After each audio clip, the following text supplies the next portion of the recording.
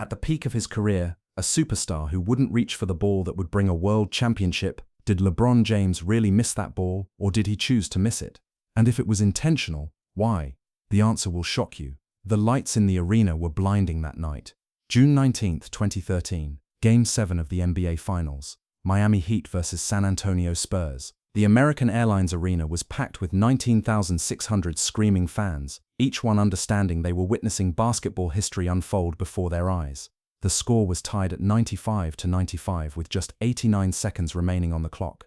LeBron James stood at the three-point line, sweat dripping down his face in rivers, his breathing heavy and labored, his legs burning from 46 grueling minutes of championship-level basketball. Everyone in the arena, everyone watching at home in bars and living rooms across America, everyone who had ever doubted him, everyone who had burned his jersey in the streets of Cleveland 3 years earlier, they were all watching this exact moment with bated breath. But what nobody knew, what nobody in that building could have possibly guessed, was that LeBron's mind wasn't entirely focused on the game unfolding around him, not in the way everyone assumed, not in the way it should have been in such a critical moment. 3 days earlier, on June 16th at exactly 2:47 a.m., LeBron had received a phone call that would fundamentally change everything. He was staying at the Mandarin Oriental in Miami, the luxurious team hotel, in a sprawling suite overlooking the glittering lights of Biscayne Bay. The championship was tantalizingly within reach, just 2 more days of rest and preparation before the biggest game of his entire life. He rarely checked his phone that late at night. Savannah had always insisted on strict phone-free nights before crucial games, a rule they'd established years ago, but something made him look at the glowing screen that night. Maybe it was instinct, maybe it was fate calling, maybe it was something darker reaching out to him. The number displayed was blocked, no caller ID, no name, no identifying information, just a blank screen with the simple binary option to answer or decline the mysterious call. Against every fiber of his better judgment, against everything his security team had carefully trained him to do over the years, against all common sense, LeBron answered. LeBron. The voice was unfamiliar, definitely male, but distorted somehow through technology, like it was being filtered through some kind of sophisticated electronic voice modulator, the kind you see in movies about whistleblowers and undercover government investigations. Who is this? LeBron kept his voice deliberately low, instinctively glancing over at Savannah sleeping peacefully beside him, her breathing slow and steady, completely unaware of what was happening. That doesn't matter right now. What matters, what truly matters, is what I know about you, about your past, about how you really got to Miami, about the real story behind the decision that the world never heard. LeBron's heart immediately began to race, his pulse quickening in a way that had absolutely nothing to do with basketball or physical exertion. In his position, as one of the most recognizable and famous athletes in the entire world, threats weren't exactly uncommon. Crazy fans demanding attention or money, desperate gamblers looking for inside information on injuries, random people attempting various extortion schemes. He'd dealt with all of it before, had detailed protocols in place, had professional people whose entire job was handling these uncomfortable situations. But something about this particular voice felt fundamentally different, more calculated, more informed, more dangerously knowledgeable about things that should have remained hidden. I don't know what you're talking about, LeBron said carefully, but even he could hear the slight uncertainty creeping into his own voice, the subtle tremor that betrayed his carefully maintained composure. I know about the payments, the voice continued slowly, deliberately, methodically, letting each word sink in and create maximum psychological impact. The specific ones that went through your charity foundation back in 2010, the ones from the Miami investors, the offshore accounts in the Cayman Islands, the shell companies registered in Panama and Delaware, the ones that absolutely shouldn't exist in any legitimate business structure. The ones that would completely destroy everything you've spent your entire life building if they ever came to light in the media or legal proceedings. LeBron sat up straight in bed, his entire body tensing like he'd been physically struck. He moved as carefully and quietly as possible, desperately trying not to wake Savannah beside him. His mind was racing frantically through possibilities, through scenarios, through every single business deal and financial transaction he'd signed off on in the past 3 years, trying desperately to figure out what this person could possibly know, how deep their information went, how much danger he was truly in. I really don't know what you're talking about, he repeated, but the words sounded hollow and unconvincing even to himself, lacking any real conviction or believability. Yes, you do. You know exactly what I'm talking about, and so will the FBI, the IRS, the SEC, ESPN, Sports Illustrated, the New York Times, the Washington Post, and every single major media outlet in America, unless you listen very, very carefully to what I'm about to tell you right now. This isn't a negotiation, LeBron. This isn't a request. This is an instruction that you will follow. The conversation lasted exactly 7 minutes. 7 agonizing minutes that would haunt LeBron James for the rest of his career, for the rest of his life, possibly for the rest of eternity if he let it. when it ended, when the caller abruptly hung up without another word, without giving LeBron any chance to respond or ask clarifying questions or demand actual proof of their claims, LeBron didn't sleep for even one more second that night. He physically couldn't. His mind wouldn't allow it. He sat alone on the balcony of his hotel suite, watching the sun slowly rise over the Miami skyline, watching the city gradually wake up and come to life, feeling the crushing weight of an impossible choice pressing down on his shoulders like a physical force threatening to break him. He couldn't tell his teammates. How could he possibly explain this situation to Wade or Bosh without sounding completely paranoid or mentally unstable? He couldn't tell Pat Riley, the legendary godfather of Miami basketball, who had carefully orchestrated this entire championship run. He couldn't tell Eric Spoelstra, the young head coach who was already under enormous pressure to manage 3 alpha personalities. He couldn't even tell his wife, the woman who had literally been with him since high school, who had stood by him loyally through all the backlash from the decision, who had supported every single choice he'd ever made throughout their relationship. He was completely alone with this terrible secret. Utterly, totally, devastatingly alone. But wait, let me back up here for a moment. Because to truly understand what really happened in those final dramatic 89 seconds of Game 7, to really grasp the full magnitude and weight of what LeBron was facing in that moment, you need to understand the complete story of how LeBron James actually got to Miami in the first place. And I'm not talking about the sanitized, public relations approved version you saw endlessly replayed on ESPN, the simple narrative of a basketball superstar chasing championships with other talented players. I'm talking about the real story, the one that's never been told publicly, the one that exists only in whispers and rumors and sealed documents locked away in vaults. The decision, in 2010, wasn't just a massive PR disaster that temporarily made LeBron the most hated athlete in America. It was a carefully orchestrated, meticulously planned business move that involved far more people, far more money, and far more behind-the-scenes pressure than anyone outside of LeBron's tight inner circle ever realized or could have imagined. LeBron wasn't just leaving Cleveland for better championship odds, for the appealing chance to play with established superstars like Dwayne Wade and Chris Bosh, for the beaches and nightlife, and the significant no-state income tax benefits of playing in Florida. That was the story fed to the public. That was the narrative that made simple sense to casual fans who didn't look any deeper into the situation. But the truth, the real truth, it was far more complicated, far more sinister, and far more controlling than anyone imagined. In early 2009, almost 18 full months before the decision aired on ESPN to massive viewership, LeBron's childhood friend Marcus Thompson came to him with what initially seemed like an absolutely incredible opportunity. Marcus had been LeBron's close friend since they were young kids in Akron, playing pickup basketball at the local recreation center, sharing dreams about making it to the NBA someday when they were still just children. He was one of the very few people LeBron trusted completely and without reservation, one of the extremely few people who had known him before the overwhelming fame, before the massive money, before the world started calling him King James and placing the weight of an entire franchise on his teenage shoulders. Marcus had somehow made connections with several extremely powerful businessmen in Miami, real estate developers with property portfolios worth hundreds of millions of dollars, investment fund managers who controlled billions in assets across various sectors, people with serious money and even more serious influence in the interconnected worlds of finance and politics. These men weren't just ordinarily rich, they were connected at the highest levels. They had reach into rooms and circles that most people didn't even know existed. These men had been carefully watching LeBron's career trajectory with great interest. They saw clearly what LeBron was rapidly becoming, not just an exceptional basketball player, but a genuine global brand, a cultural icon, a business empire in the making with unlimited potential. They wanted desperately to be part of that explosive growth. They wanted to help LeBron become the first active athlete to reach legitimate billionaire status, to completely transcend sports entirely, and become a mogul in the truest and most powerful sense of the word. The numbers they were confidently throwing around were absolutely staggering, almost impossible to believe. We're talking about massive investments that would set up LeBron's family for multiple generations.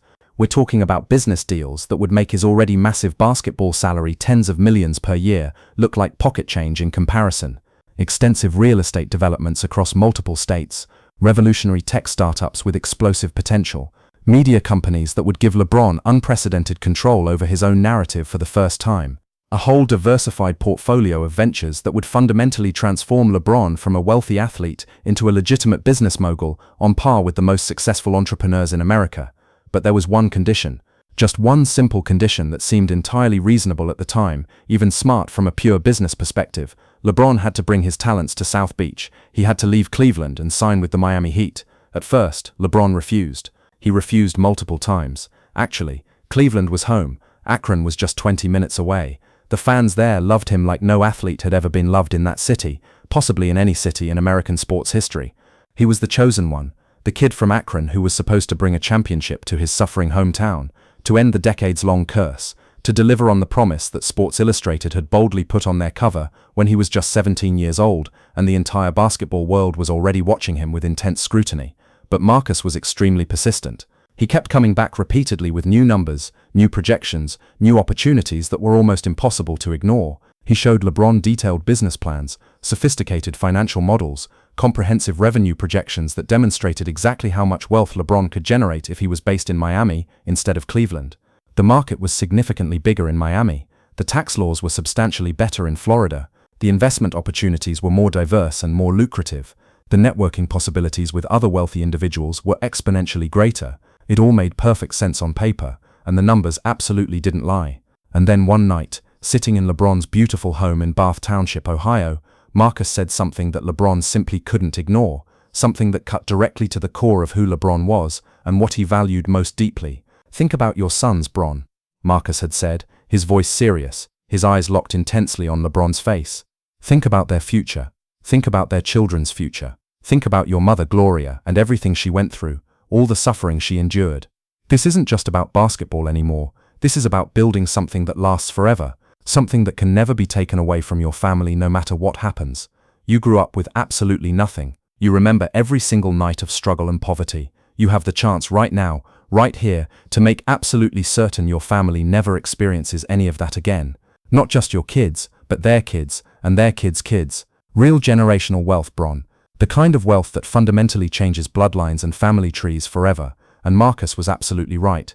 Marcus was speaking directly to something deeply personal, deeply painful in LeBron's past. LeBron had grown up with nothing, less than nothing really. His mother Gloria had struggled heroically to provide even the most basic necessities when LeBron was young. They had moved constantly from apartment to apartment, sometimes staying temporarily with friends when they couldn't afford rent, sometimes staying with relatives who barely had room for their own families. There were countless nights when young LeBron didn't know where he would sleep that night or what he would eat the next day. There were Christmases with no presents under the tree.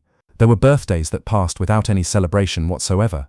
There was a constant grinding poverty that fundamentally shaped everything about his childhood and worldview. Gloria had done her absolute best with what little she had. She had sacrificed literally everything for her son. She had made sure he could play basketball, even when she could barely afford to feed him properly. She had driven him to AAU tournaments in cars that were literally falling apart, held together by duct tape and prayers. She had worked multiple jobs simultaneously, had struggled with her own personal demons and addiction, had fought through poverty and discrimination and every obstacle imaginable to give her son even a small chance at a better life than she'd had. And against all odds, it had actually worked. LeBron had made it. He had become one of the greatest basketball players in the world by the time he was 25 years old. He had signed massive endorsement deals with Nike and other major global brands. He had bought his mother a beautiful house where she would never have to worry about money again. He had taken care of everyone who had helped him along the way, had been incredibly generous with his success, but the promise of true generational wealth, of billions instead of millions, of absolutely ensuring that his children and grandchildren would never experience even a single moment of what he had experienced growing up, that was a temptation that was almost impossible to resist. That spoke to something primal in him, something that went beyond basketball, or fame, or ego. So after months of deliberation, after countless sleepless nights, after discussing it extensively with Savannah and his mother and his closest advisors, he finally made the decision. On July 8, 2010, LeBron James announced on national television, in a special one-hour ESPN broadcast that was watched by millions of people across the country, that he was taking his talents to South Beach. The backlash was immediate, brutal, and sustained for months. Cleveland fans burned his jersey in the streets, creating massive bonfires of rage and betrayal. The owner of the Cavaliers, Dan Gilbert, wrote an angry, bitter open letter calling LeBron's decision a cowardly betrayal and promising that Cleveland would win a championship before LeBron did. Sports commentators across the country called him selfish, egotistical, weak, someone who couldn't win on his own and needed to team up with other superstars. The narrative became, LeBron couldn't lead. He was taking the easy way out. He was destroying his legacy before it had even really begun. But now, and this is absolutely crucial to understanding what happened later, let me tell you what nobody reported at the time, what nobody knew. what couldn't possibly be known because the people involved had made absolutely certain there was no paper trail, no evidence, no way to trace the connections back to their original source. Those Miami businessmen that Marcus had connected LeBron with, they weren't just ordinary businessmen making ordinary investments. Some of them had connections to organizations that operated in very gray areas of legality. Not quite criminal enterprises, but not quite legitimate either. Offshore bank accounts in the Cayman Islands and Switzerland. Shell companies registered in Delaware and Panama. Investments that flowed through so many complicated layers of LLCs and holding companies that it would take a team of forensic accountants literally years to unravel them all completely. Nothing that could be directly proven in a court of law. Nothing that would necessarily hold up to serious legal scrutiny if investigated properly by authorities. But enough questionable connections, enough suspicious transactions, enough circumstantial evidence that if certain financial records ever came to light, if certain connections were ever made public, if certain questions were ever asked by the right people with the right resources and authority, LeBron's entire carefully constructed reputation would be utterly destroyed overnight. And that's exactly what the voice on the phone that night, in June 2013, was threatening to expose to the world. Game 7, the voice had said on that call, speaking slowly and clearly, making absolutely sure LeBron understood every single word. You're going to have a moment, a critical moment. The game will be close, incredibly tense. The pressure will be enormous, perhaps the most pressure you've ever felt on a basketball court. And in that moment, you're going to make a mistake. You're going to hesitate at the wrong time. You're going to miss an opportunity that everyone will notice. Everyone watching will see it. Everyone will talk about it for years. Why would I do that? LeBron had asked, his voice shaking despite his desperate efforts to sound calm and in control. Why would I deliberately throw away a championship that I've worked my entire life to achieve? Because if you don't, those documents go public. Every payment we facilitated for you, every questionable connection, every transaction in that gray area, every detail about how a kid from Akron with nothing became a near billionaire in his 20s, it all comes out. Every news outlet will run it. Your legacy destroyed, your family investigated, your future gone. The IRS, FBI, Congress, your charity shut down, every endorsement dropped. You lose everything you've built. You can't be serious about this. Make it believable, make it look like pressure, because if it looks intentional, the documents still go public with a gambling narrative. This is your test, pass it, and this goes away. Fail it, and you'll wish you never left Akron. Who are you? The people who made you. 3 days to prepare. When the moment comes, you'll know. The line went dead. Now we're back in that arena. Game 7. 89 seconds left. Tied at 95. LeBron brought the ball up the court. His hands trembled, not from exhaustion, but from fear. On one side, a championship. On the other, everything destroyed. Chris Bosh set a screen. Dwayne Wade cut to the basket. LeBron saw the play developing perfectly, but then he saw it. In the crowd, 5 rows behind the Miami bench, a man in a red cap, sitting perfectly still while everyone screamed, holding up his phone, screen facing LeBron. On the screen, a financial document. LeBron recognized it immediately. The message was clear. We're watching. Don't forget. Tim Duncan was guarding him. LeBron made his move, but his mind was split. The ball came loose, not knocked away, not stolen. It just slipped. Tony Parker recovered it. 23 seconds later, the Spurs scored. They took a 2-point lead. The arena erupted. San Antonio fans celebrating. Miami fans sat stunned. Spoelstra buried his face in his hands. Wade looked confused. Bosh stared in disbelief. But here's where everything changes. LeBron looked back at the man in the red cap. The man was smiling. He lowered his phone, gave LeBron a small nod, then walked toward the exit. And in that moment, something changed in LeBron James. He'd spent his life being controlled. Coaches, agents, business partners, expectations. And now, in the most important moment, he was being controlled by a blackmailer. But LeBron James didn't become the king by accepting defeat. With 66 seconds left, Miami down by 2, LeBron called timeout. In the huddle, he looked at each teammate. "Give me the ball," he said quietly. "Every possession. I don't care who's open. Give me the ball." Spoelstra started to protest, but Wade stopped him. "Give him the ball," Wade said. "We win or lose with Bron." The timeout ended. LeBron called for the ball immediately. Kawhi Leonard defended him. LeBron backed him down. The shot clock wound down. 5, 4, 3. LeBron pulled up from 26 feet. Swish. Miami 97. San Antonio 97. 44 seconds left. The Spurs brought the ball up. Ginobili looked for Duncan. LeBron abandoned his man and doubled. Ginobili swung to Danny Green. Green was wide open, but LeBron was already moving. From 15 feet away, he left his feet. He got a piece of the ball. Just enough. It hit the rim and bounced out. Bosh grabbed the rebound. 28 seconds left. Miami pushed. Wade found LeBron. 3 defenders converged. LeBron drove into all three. Bodies collided. Arms grabbed. LeBron elevated. The whistle blew. Foul on Duncan. 3 free throws. LeBron walked to the line. He looked at the empty seat, and he didn't care anymore. First free throw. Good. Miami 98. San Antonio 97. Second free throw. Good. Miami 99. San Antonio 97. 19 seconds left. When play resumed, LeBron played suffocating defense. He was everywhere. Green missed. Duncan couldn't get position. Ginobili's desperation 3 wasn't close. Final, Miami Heat 100, San Antonio Spurs 97. LeBron had 37 points, 12 rebounds, 4 blocks, but everyone remembered that loose ball. Analysts called it pressure. Nobody knew the truth. After the game, while his teammates were still celebrating wildly on the court, spraying champagne and hugging each other in pure joy, LeBron sat quietly in the locker room, separated from the chaos. His phone buzzed with a new message, another blocked number. His heart sank as he opened it. He answered the call that came seconds later. "Congratulations," the voice said, that same distorted voice from 3 nights ago. "You passed the test. Impressive performance in those final minutes." "What test?" LeBron asked, his voice barely above a whisper, trying to control the anger building inside him. "We needed to know if you could be controlled, if you would follow instructions when it mattered most. You did exactly what we asked. You let that ball slip away at 89 seconds. You showed us you understand how this works, how the real game is played." LeBron's jaw clenched. "And now? What happens now?" "Now nothing. Those documents, they don't exist. They never did. This was always about control, LeBron.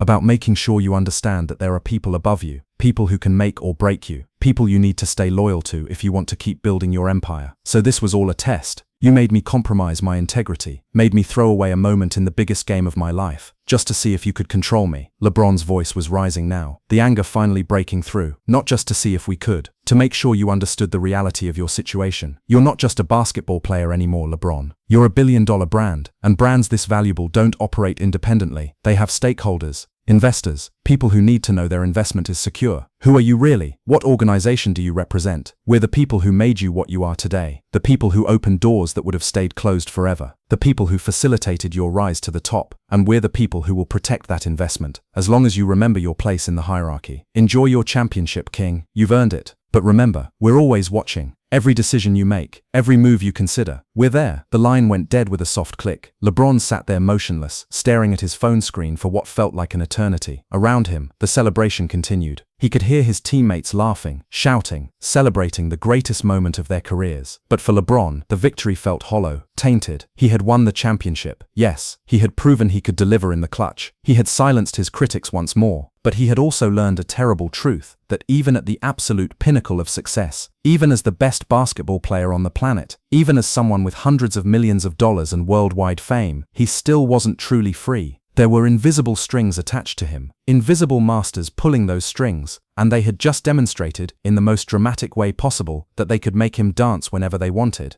In the years that followed this moment, LeBron would go on to win more championships. He would return to Cleveland in 2014 and deliver the title he'd always promised to his hometown. He would become a billionaire, achieving the financial milestone he'd dreamed about. He would open the I Promise School for underprivileged children in Akron. He would become one of the most influential athletes in history, speaking out on social justice issues, producing films and television shows, building a media empire. But he never forgot that night, that phone call, that impossible choice he'd been forced to make. That moment when he realized that success, wealth, and fame don't necessarily equal freedom. There's a reason LeBron became so passionate about player empowerment after 2013. Why he fought so aggressively for players to have control over their own careers, their own brands, their own businesses. Why he started speaking out forcefully on social and political issues, even when it cost him endorsement deals and fan support. Why he pushed back against the traditional power structures in professional sports. Because LeBron James learned the hard way that success without autonomy is just another form of control, and he was determined never to be controlled like that again. In 2016, when LeBron led Cleveland to their first championship in franchise history, coming back from a 3-1 deficit against the greatest regular season team ever assembled, there was a specific moment in Game 7 that only a few people understood the deeper significance of. The score was tied at 89-89, with less than 2 minutes remaining. LeBron brought the ball up the court, and for just a brief second, he hesitated. His eyes scanned the crowd intensely, as if searching for something or someone. Sports analysts watching the game said it was just the pressure of the moment, LeBron feeling the weight of his hometown's expectations. But those who knew the truth, those who understood what had really happened in Miami 3 years earlier, they knew what LeBron was really doing in that moment. He was checking to see if anyone was watching him with that kind of control again. Checking to see if anyone was trying to manipulate this moment like they had manipulated the 2013 finals. checking to see if he was free to play his game or if someone was pulling the strings again. And when he realized, or at least convinced himself, that this moment was truly his own, that no one was controlling him this time, he exploded into action. He made one of the most iconic defensive plays in NBA history, the block, chasing down Andre Iguodala on a fast break and rejecting his layup attempt against the backboard, preserving the tie game and ultimately helping Cleveland win the championship. That block wasn't just a basketball play, it was a statement, a declaration. LeBron taking back control of his own narrative, proving that he could deliver when it truly mattered, when the stakes were highest, when no one was manipulating him or forcing him to compromise. But even that triumphant moment couldn't completely erase what had happened in 2013. The scars from that night, from that phone call, from that impossible choice, they never fully healed. They shaped everything LeBron did afterward. Watch LeBron in interviews over the years since 2013. Watch how carefully he chooses his words when discussing that Game 7 against the Spurs. Watch how his body language changes, how his eyes shift, how his usual confidence seems to waver slightly when someone brings up that specific loose ball at the 89-second mark. He always gives variations of the same carefully prepared answer. Sometimes in basketball, things just don't go your way in the moment. The ball slips, the pressure gets to you. What matters is how you respond. Champions respond by fighting back harder. That's what we did that night. It's a perfectly reasonable answer, a perfectly normal thing for an athlete to say about a mistake in a high-pressure situation. But if you watch carefully, if you really pay attention to his body language when he says it, if you listen to the slight hesitation in his voice, you can see that there's more to the story, much more. LeBron knows exactly what happened that night. He knows why the ball slipped away from his hands at that critical moment. He knows what it cost him emotionally and psychologically, and he knows what it bought him: continued success, continued financial growth, continued freedom to build his empire, as long as he remembered the lesson that there are always people above you, always someone watching, always strings attached to success at this level. The question that should haunt all of us isn't just whether LeBron deliberately let that ball slip away. The deeper, more disturbing question is, how many other moments in sports history weren't what they seemed? How many other athletes have faced these kinds of impossible choices behind closed doors? How many other games have been subtly influenced by forces that operate completely outside public view? How many other stars have had to make similar compromises to protect everything they've built? LeBron's story is important, not because it's unique, but because it might not be unique at all. It might be the norm at the highest levels of professional sports, where billions of dollars are at stake, where gambling interests and entertainment corporations and international investors all have their fingers in the pie, all trying to shape outcomes to maximize their returns. Think about it logically. Professional sports is a multi-billion-dollar industry. The outcomes of games affect television ratings, merchandise sales, betting markets, sponsorship deals, franchise values, and countless other financial interests. To pretend that there's no incentive for certain parties to try to influence outcomes, to pretend that no one ever tries to put their thumb on the scale, would be incredibly naive. The question isn't whether anyone has ever tried to influence or control what happens in professional sports. The question is, how often does it happen?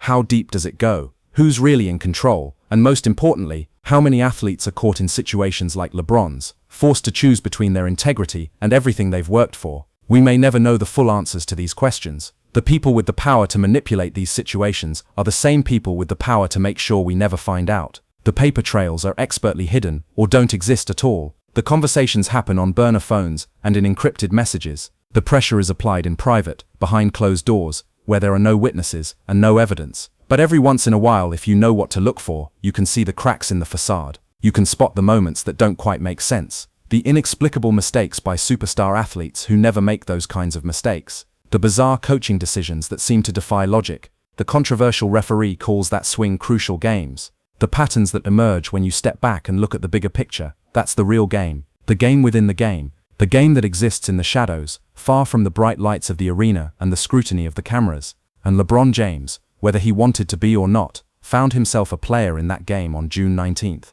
The ball slipped from his hands at 89 seconds, and in that moment, something fundamental changed. Not just in the game, but in LeBron himself.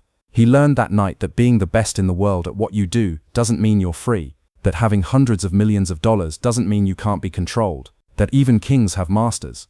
But here's what makes LeBron's story ultimately hopeful rather than tragic. He didn't stay controlled. He didn't accept that reality as permanent. He fought back. Not in that moment. In that moment, he did what he was told to do, let the ball slip away, followed the instructions. But in the minutes that followed, he took back control. He refused to let that mistake define the game or his legacy. He took over, scored huge baskets, played incredible defense, and won the championship anyway, and in the years since, he's continued that fight for autonomy and control, building his own production company, creating his own media content, speaking out on issues that matter to him regardless of the financial cost, supporting other athletes who want to control their own narratives, pushing back against the traditional power structures at every opportunity. LeBron James learned in 2013 that the game is rigged, that there are forces trying to control him, that success comes with strings attached. But he also learned that you don't have to accept that reality. You can fight back, you can take control, you can win on your own terms, even when the system is designed to make that impossible. That's the truth behind LeBron's most controversial moment.